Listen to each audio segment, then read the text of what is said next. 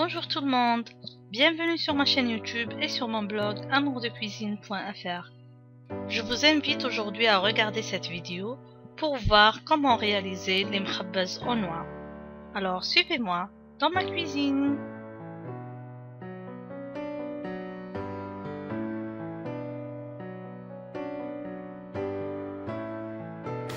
Pour cette recette, je vais avoir besoin de 400 g d'amandes en poudre finement moulue. Ici, je vais utiliser un mélange d'amandes et de noix. 400 g de ce mélange, 200 g de sucre glace, du zeste de citron. Et pour ramasser la pâte, je vais avoir besoin d'un œuf contre 2 jaunes d'œuf. Donc, je vais ajouter un œuf, je vais ajouter après un jaune d'œuf. Si la pâte ne se ramasse pas bien, j'ajouterai encore l'autre jaune d'œuf, sinon la moitié de l'autre jaune d'œuf. Et un peu de vanille. Commencez par mélanger les amandes et les noix. Ajoutez par-dessus le sucre, le zeste de citron et un peu de vanille. Malaxez bien ce mélange avant de commencer à introduire les œufs.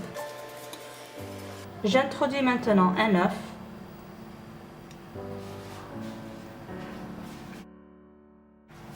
Et je mélange bien. Là, j'ai ajouté un jaune d'œuf pour ramasser encore plus la pâte. Et je vais voir si je vais avoir une pâte qui se ramasse bien ou non.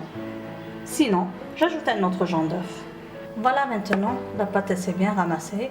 Je vais l'étaler sur mon espace de travail et couper des pièces avec un emporte-pièce spécial. J'ai étalé la pâte à une épaisseur de presque 1 cm et je vais utiliser un moule carré. Là, mes gâteaux sont prêts. Je vais les cuire dans un four préchauffé à 160 degrés et je vais surveiller la cuisson. Préparons maintenant le glaçage. On va avoir besoin de 3 blancs d'œufs auxquels on va ajouter 3 cuillères à soupe de jus de citron, 3 cuillères à soupe d'eau de fleur d'oranger et 2 cuillères à soupe d'huile de table. Mélangeons bien ces ingrédients. Faites attention, je ne suis pas en train de fouetter. On commence à introduire maintenant le sucre glace tamisé, graduellement, cuillère par cuillère, tout en mélangeant, pas en fouettant, jusqu'à avoir la consistance voulue.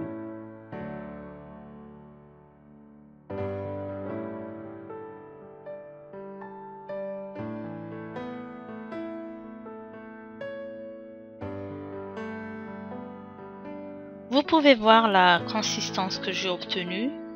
Vous pouvez toujours tester sur une pièce. Si ça coule, ajoutez encore plus de sucre. Et si c'est dur, diluez avec un peu d'eau de fleur d'orange. Vous pouvez ajouter le colorant de votre choix.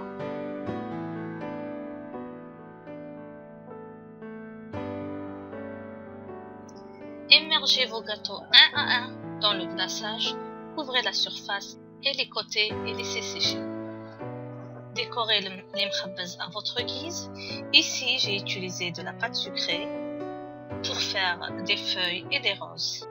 J'espère que vous avez aimé la recette. Merci de laisser un j'aime.